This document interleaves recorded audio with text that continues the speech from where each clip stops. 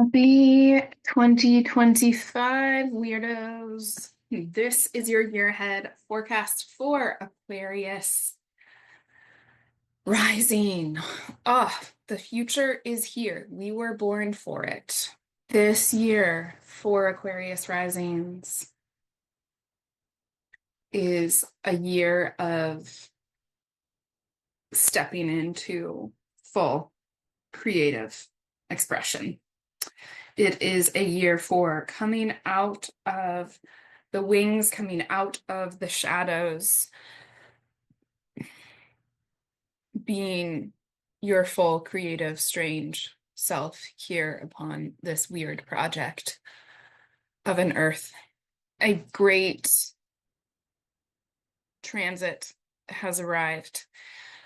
And for the next 20 years, for Aquarius risings, using a whole sign chart, we will have Pluto in our first house, integrating power into our sense of ourselves.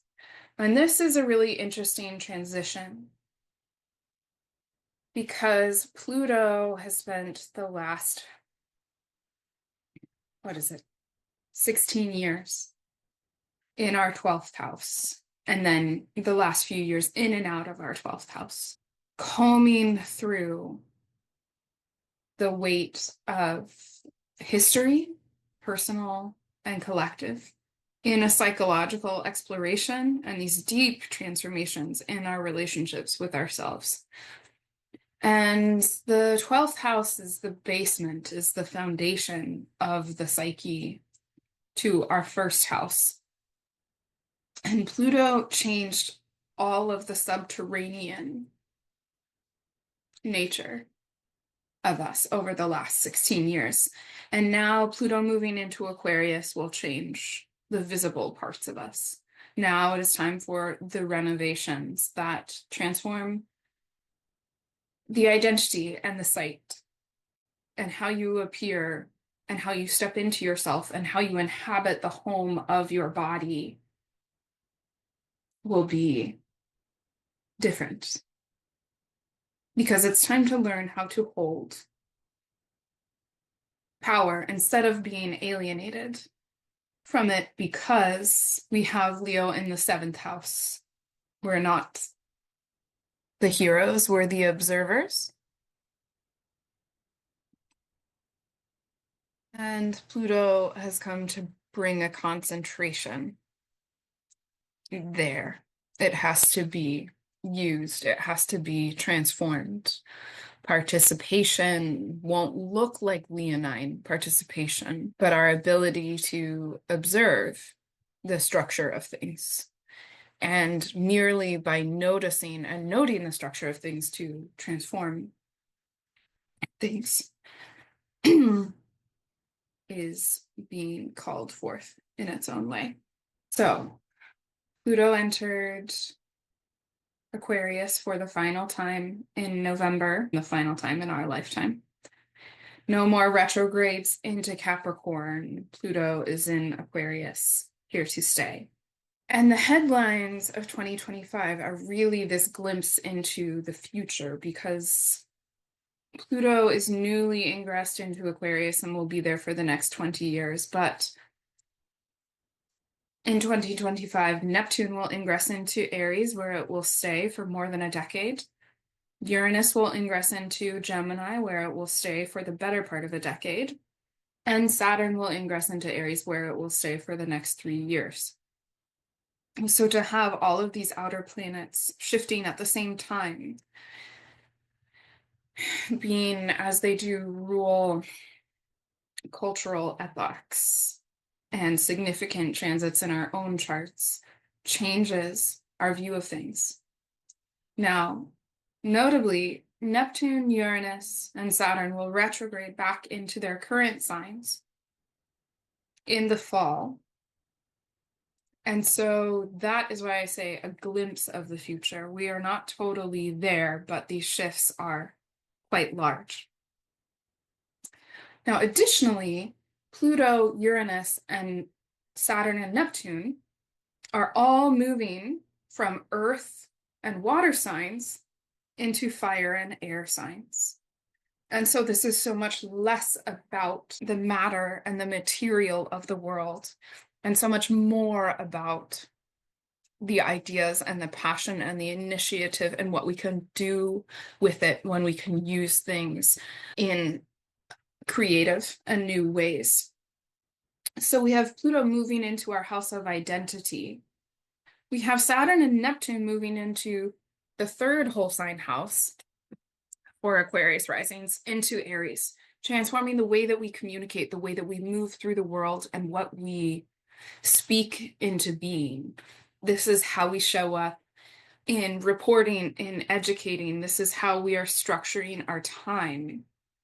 And the Aries part of our chart is always quick, impulsive, immediate, and to some degree selfish, but in the sense that it's highly individualized, right? And as Aquarius risings, you're interested in the things that you're interested in, and you are not interested in the other things. Mars, Aries, in the third house, right? To understanding language as a potential weapon and time as a tool and a methodology. And so this is a structure of how do you want to live? What do you want to say? Can you risk being controversial in order to give birth to the world that is coming into being? Can you risk chaos and offense? Uranus has been in your Saturn, has been in Pisces, the ruling planet of our charts. Saturn has been in Pisces in the house of resources, of faith, of values, grounding and trying to materialize that which is somewhat immaterial, bringing structure to it, creating constriction around access to resources. That will improve this year twofold as Saturn moves out of Pisces and as Jupiter, the ruler of Pisces, moves into the sign of its exaltation. Neptune has been in Pisces since 2011, making it hard to organize and gather resources with the space of intention, but also providing resources coming in from unexpected places. It's been hard to hold on to things, and yet there have also been windfalls coming in, but not in a way that you could control it. And so now Pisces gets to rest a little bit. There are eclipses, but we are losing these two house guests. Uranus has been in Aquarius Rising's fourth house of home and foundation and family since May of 2018. And I imagine for many of you, there's been a somewhat nomadic quality. Moving house, moving states, moving places, changing your relationship with your family, maybe multiple times in many different ways. The sudden loss of people, the sudden gain of family members, shifts in the story of the history of family, all happening rapidly, bringing an instability that has hopefully given birth to a new, more liberated, highly individualized version of you in a home that feels like you have made it to fit who you are now. Uranus is almost done with Taurus and the fourth house for Aquarius rising. It has shaken that great tree of the Taurus fourth house and perhaps damaged it a bit, but also been able to harvest the fruit of that space. It will move into the fifth house. Uranus is the awakener, the sudden change, the surprise. The fifth house is the place of playfulness and discovery, and so there will be a tremendous amount of fun in the years to come as you experiment with what the growing technology can do and how it can allow you to express yourself in different ways. Now, because the fifth house is also the place of conception and pregnancy and children, there is a likelihood for unexpected beings of that nature to be created. So if you do not wish that to happen, then I would make sure that you are fulfilling this transit in other ways so that it doesn't show up in that way. So being creative, trying out new things, and really learning from the transit through your house of self-expression, through communicating from the humanitarian place and not the personal place. And what I mean by that is the fifth house being the house of self-expression, understanding your voice not as your voice, but as a voice of the human experience. And so offering your experience in a depersonalized way, which you are skilled at doing, as a fragment of truth to be resonated with by whoever resonates with it. Those are the outer planet transits. We have Jupiter, who has been in your fifth house of Gemini, will move into Cancer, into the sixth house of illness and injury, and yet Jupiter is still the greater benefic, moving into the space of his exaltation. So this is a place of support, of healing. The last time Jupiter was in Cancer was the summer of 2013.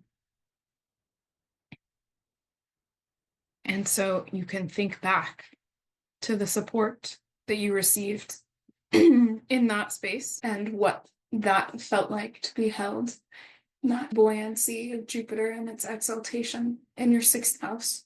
Mars, we begin the year with Mars retrograde in your seventh, reconsidering how you relate to other people and how they meet you, what level of pushback you get against yourself as a newly minted Plutonian, moving through the world, challenging and figuring out how to express your will when Pluto has robbed you of a personal sense of self. Mars will retrograde back into the sixth house and be in a place of frustration, potentially, as it will be in your sixth house, retrograde in the sign of Cancer, in the sign of its fall, until mid-April when it enters Leo again. The nodes will shift and eclipses will happen in Pisces and Virgo. One final one in Aries, a solar eclipse at the end of March, but otherwise we are fully within the Pisces and Virgo eclipse cycle, rebalancing the weights between your eighth house and your second house, what belongs to you and what belongs to your intimate others, how you behave in an upfront way, and what you expect and feel obligated to do in an eighth house way. We are clearing out the stories of shame that keep you confined in the eighth house as the South Node moves through Virgo. You are leaning in to the numinous and whimsical strength of the genius of your second house to be able to channel the things that you need to get the earthly materials that you need to survive on this strange journey here. You can trust that it will be provided for as long as you are not reaching for more than what you need. Venus will go retrograde in your third house in Aries, reaching back and reconsidering how you communicate with the world around you and maybe even the neighborhood where you live. This is a reconsideration of your relationship with siblings and surrounding family, and considering what it is that you value in your third house spaces of how your day is arranged and what busyness looks like for you, because there will be a lot of work to be done in the coming years with Neptune and Saturn in your third house. Mercury will station retrograde in the fire signs and retrograde back into water signs in all but one of its retrogrades this year. We will have an Aries retrograde into Pisces, a Leo retrograde entirely contained in your seventh house, and a Sagittarius retrograde into your 10th house of Scorpio at the end of the year. These punctuation points will prompt reflection about the nature of your relationships.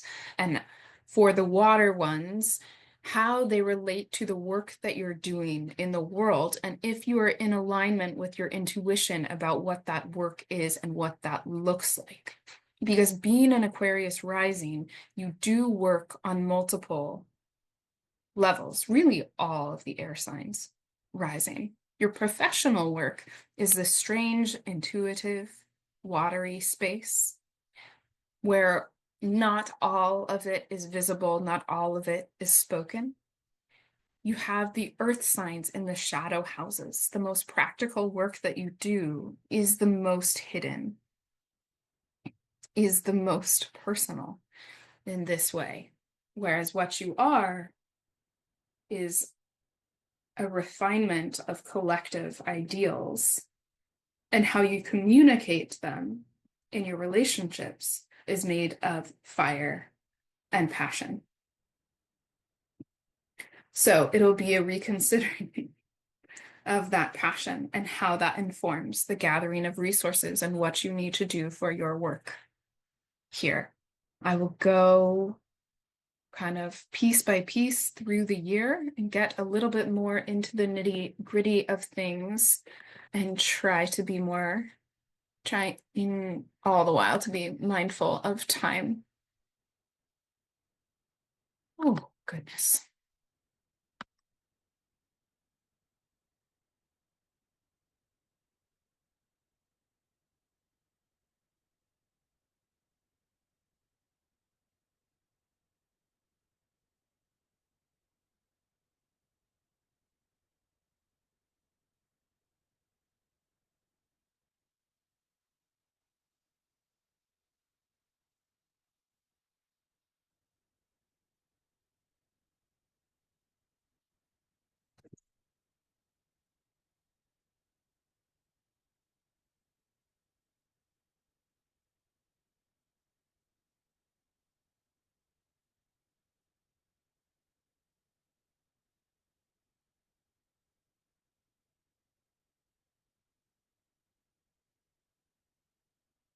Okay.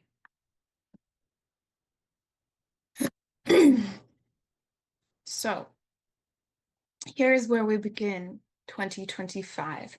Pluto in the first house in an almost exact opposition with Mars that is winching its way through the seventh, changing how we show up for others, transforming and contesting our relationships, our client work, how we can show up in our authenticity and calling us out when we don't.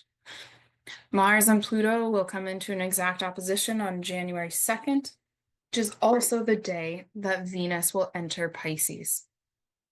Venus will spend 2 entire months of 2024 in Pisces, and that is really wonderful for Aquarius risings from a financial standpoint, because Venus is the planet of money, and she is in your finance house in the space of her exaltation. And so this can be a lot more work, but there can also be abundance in that space. Normally we get anywhere between 3.5 to 4.5 weeks of Venus in Pisces, but because of her retrograde in Aries and into Pisces, we get 2 full months. And so that is all of January, and then much of March into the first week of April. Anyway, so that's nice. Shortly after that exact conjunction and Venus's ingress into Pisces, we have Mars retrograde back into Cancer, into the 6th house. This can be a frustration in daily life. This can be a kind of boredom and inability to move forward while Mars is in retrograde. It can also be illness, injury. Mars has to do with our physical stamina. And when it's in its fall in the 6th house, retrograde, right? There may not be as much of that. So we have all the goals, we have the vision, and we don't have the stamina to make it happen through flare-ups in our body. And so this is the time to take care of our body, as frustrating as it might be. January 15th will be the midpoint of the retrograde, where the sun is exactly opposite Mars in the sky. It takes place at 26 degrees of Cancer and Capricorn. There's an interesting piece for Aquarius rising because this tension falls between your 12th house of your psychological life and your 6th house of your physical life. And so while the sun is focused on the deep stories of whatever it is, seeking itself out in our annual period of reclusion, while the sun is in our 12th house, Mars is creating the psychosomatic symptoms there in the frustrating inability to do something. The nodes will shift at the end of January from our 9th house and 3rd house into the 8th house and 2nd house. And again, that is the South node moving through the 8th house of shame and healing and doing a redemption story, taking out the old stories that we have kept secret, kept hidden, holding them up in the light of the eclipses and deciding if that is really something we need to worry about anymore, or if we need to let it go because those stories, while they may have been tinged with the trauma of other people, are not part of our shame. The North Node in Pisces allows us more access to abundance, to leaning into our magical and mystical talents that we refrain from out of care and safety for other people. It can have us overspending, possibly, as we try and upgrade things, and maybe not in entirely wise ways, especially in this kind of first part of their time in Pisces when the North Node is on Neptune. So be careful about purchases being made then. It's a good thing that Saturn will also be there to help steady our hands on that one. Venus will enter Aries at the beginning of February. And so she'll already be in the shadow of her retrograde, but she will have entered that space, calling upon our voice to be heard and to get the message across. The key here is that because we're in the pre-shadow of the retrograde, it probably won't be, because we need to reconsider what our values are in our story and our voice in this space. Jupiter will station direct in Gemini on February 4th and begin its final march through the rest of Gemini.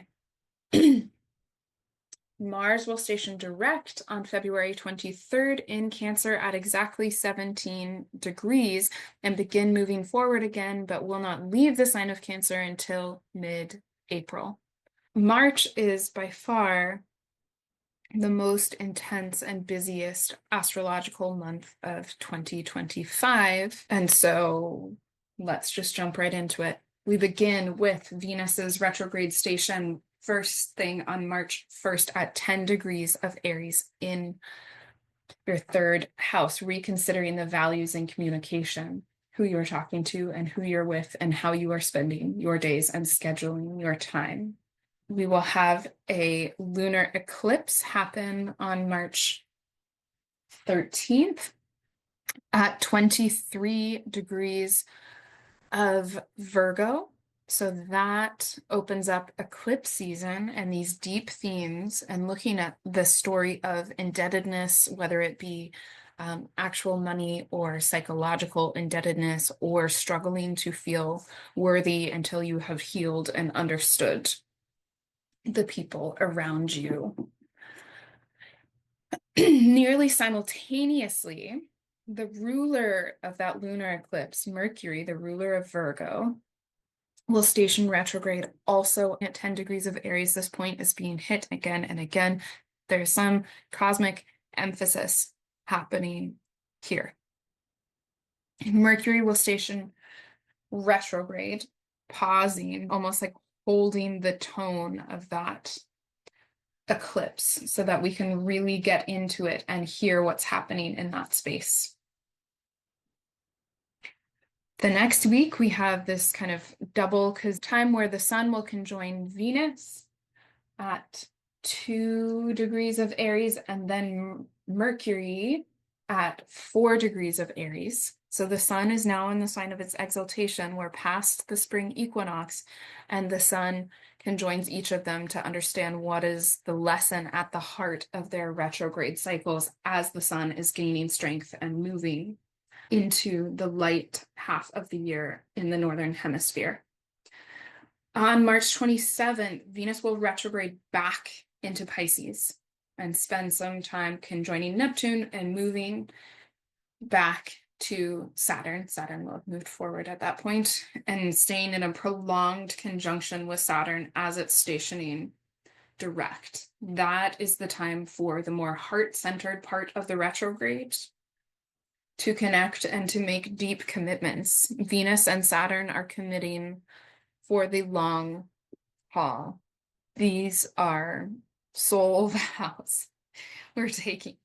And the degree of Venus's exaltation and her conjunction with Saturn, which lasts a long time, several weeks rather than a normal year when it would just be a day. Our second eclipse in the spring eclipse season happens on March 29th. Happens at 9 degrees of Aries. So again, this is our third hit of that degree in Aries, really bringing it home. This is our third solar eclipse. We had one in 2023, one in 2024, and this final one in 2025. In the sign of Aries, we have had lots of fresh starts and new beginnings in this space, and this is the final one and the final eclipse in the Aries and Libra eclipse cycle for the next 9 years.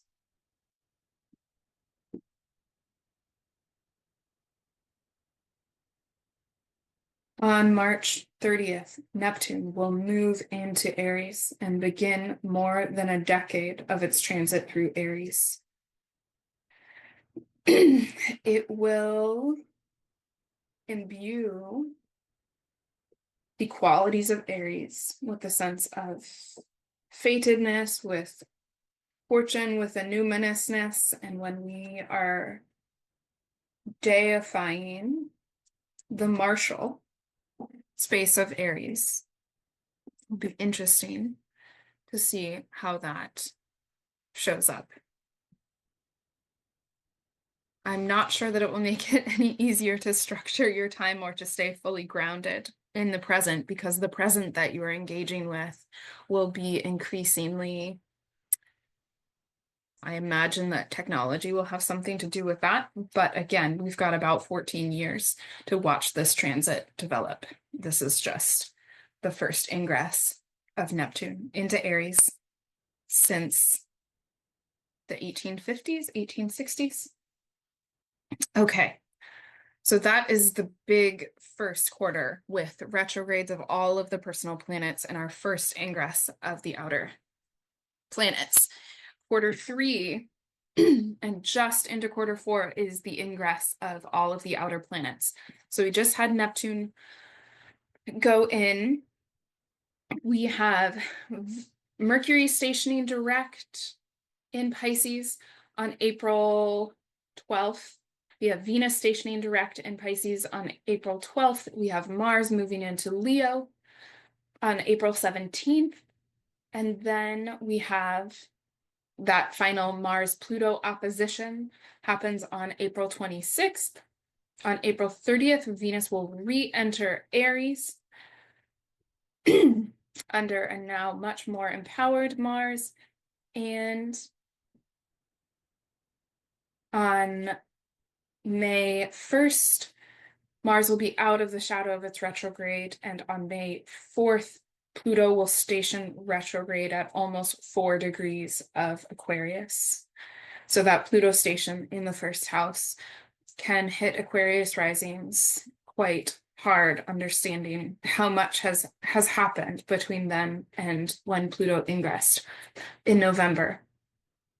On May 24th, Saturn will move in to Aries. Saturn is the traditional ruler of Aquarius, the traditional ruler of the Aquarius rising chart.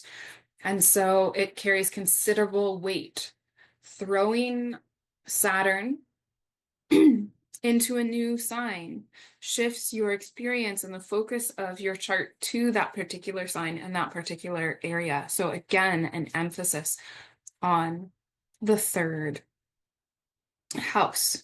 In June, on June 5th, Venus finally leaves the very conflicted space of her retrograde and her detriment in the sign of Aries, and she moves into Taurus, which feels significant just because she's been in some problematic stuff for basically the entire first part of the year.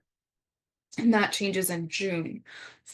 4 days later, Jupiter leaves Gemini for its exaltation in the sign of Cancer and offers some support and that balm of healing if that Mars retrograde brought up a lot of inflammation and discomfort in the 6th house. We get our third and final square of Jupiter and Saturn.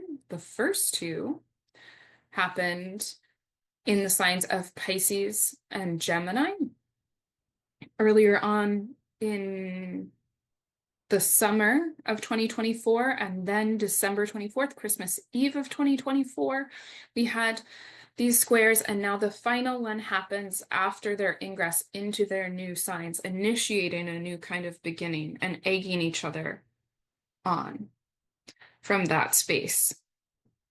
On June 17th, Mars enters Virgo, and so for the first time in 9.5 months is in a new sign. Mars entered Cancer in September of 2024, and with the retrograde cycle has been between the signs of Leo and Cancer until mid-June, when it enters new territory and can start taking action on some of the insights from that Virgo eclipse. We have a very sweet new moon. My favorite new moon of the year happens on June 26th, and that is a new moon with the sun conjunct the moon Jupiter in the sign of Cancer. It's like the moon's birthday conjunct the exalted greater benefic. It's just really wonderful. Space and new time to refresh the 6th house, which can be a difficult place. Okay. Quarter 3, our big highlights. We've got Neptune stationing retrograde on the 4th of July at 2 degrees of Aries. So that's as far as Neptune is getting into Aries. On July 7th, Uranus leaves your 4th house and enters your 5th house. And there will be surprises in the 5th house area of your chart. Saturn stations retrograde on July 12th at 1.5 degrees of Aries. So again, they came within a degree of a conjunction, but as both Saturn and Neptune station retrograde, they do not complete it during 2025.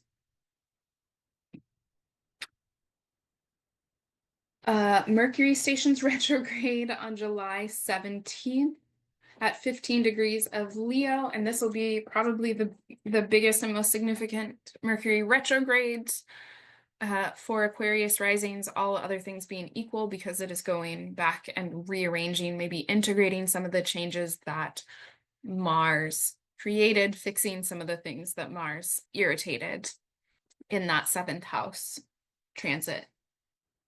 Mercury will be retrograde until August 11th when it stations direct at 4 degrees.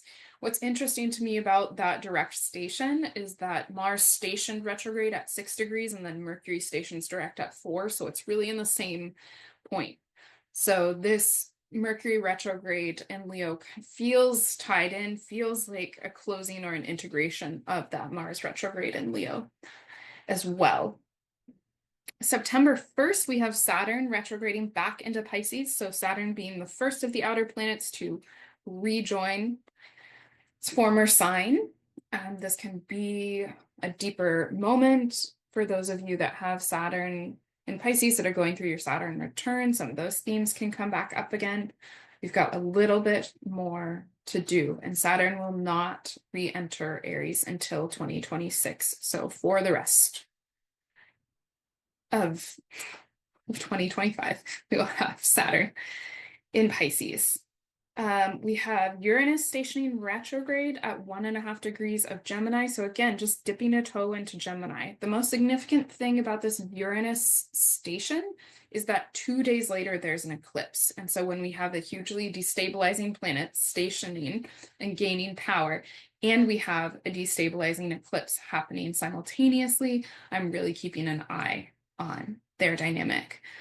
The eclipse will be a lunar eclipse in the sign of Pisces at about 15 degrees, revisiting the space of what is yours? What resources are you not noticing that you could access if you chose? What are you not letting in? And how can Saturn's presence create the structure to allow you to do that? On the fall equinox, we have our second eclipse in that eclipse cycle, and that is an eclipse at the anaretic degree of Virgo in the 8th house, opposite Saturn at 28 degrees of Pisces. This is a solar eclipse. It's the only solar eclipse in the Virgo Pisces eclipse cycle. All the other ones are lunar.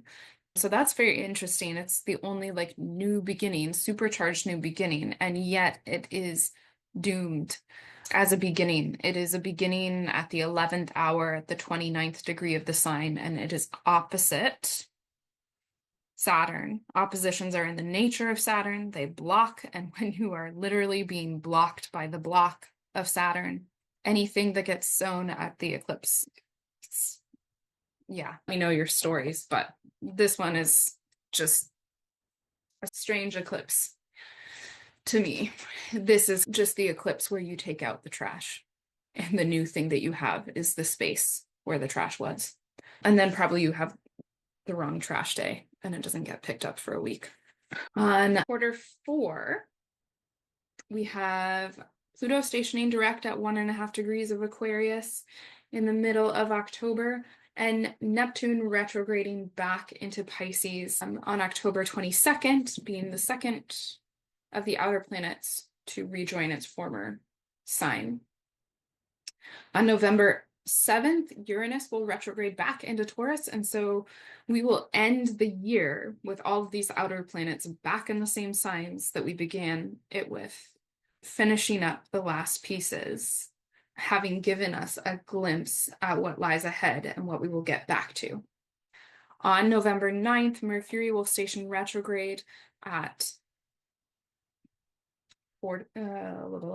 6 degrees of Sagittarius, and over the next weeks, it will retrograde back to 20 degrees of Scorpio. So this Mercury retrograde could also be fairly significant as it ends and spends the bulk of its time in an angular house. This is really about if our beliefs, how that's showing up in our life's work, and if we need to make any changes. Jupiter will station retrograde at 25 degrees of Cancer on November 11, and then begin moving backwards, spending a nice good chunk of time in Cancer.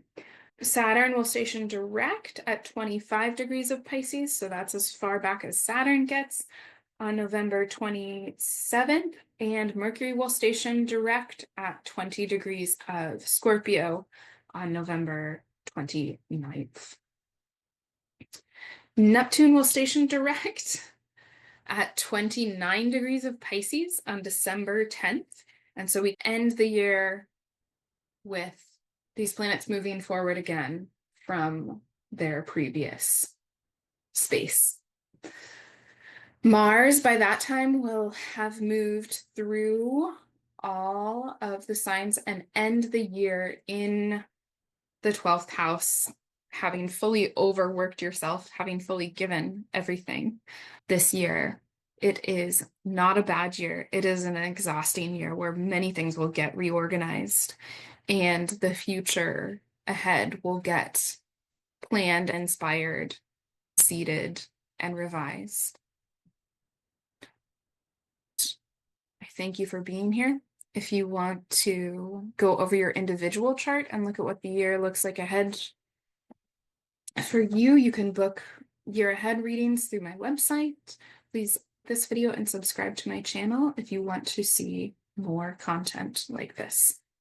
Thank you and have a good year.